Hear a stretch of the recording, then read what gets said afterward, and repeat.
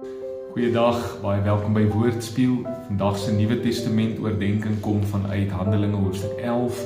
Ek lees vir jou vers 1 tot 3. Die tema is wanneer God buite jou raamwerk werk. Ek lees vir jou: die apostels en die ander gelowiges in Judea het gehoor dat ook nie-Jode die woord van God aangeneem het.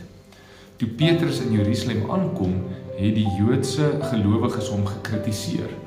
Jy het nie Jode besoek en jy het selfs saam met hulle geëet. Die apostels en die ander gelowiges in Judea, of in Jerusalem dan nou, hoor van wat God sopas in Caesarea gedoen het daar in die huis van Cornelius, dat God heidene ook in die Heilige Gees gedoop het. En wat doen hierdie gelowiges?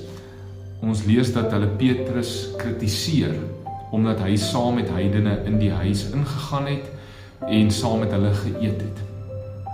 Hoe kan hulle so vasgevang wees in hulle Joodse tradisies, dat hulle die wonderlike werk van God nie raak sien hierson nie?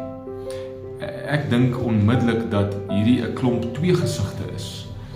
Hulle kyk so vas in hoe hulle glo God moet werk, in die boksies van hoe God moet werk, dat hulle hierdie werk van God wat totaal buite hulle raamwerk is, dat hulle dit mis.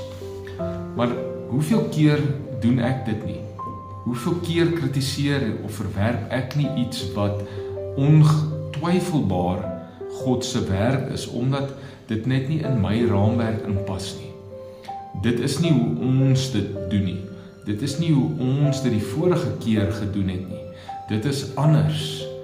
En in die proses kritiseer ek eintlik hoe God werk, maar ek mis eintlik iets wat God doen. Mag ons God nie in 'n boksie plaas nie, en ook nie hoe God werk nie. Ja, God kan soms buite my raamwerk werk. En mag God my oë oopmaak om te sien wanneer hy werk, sodat ek saam met hom kan werk.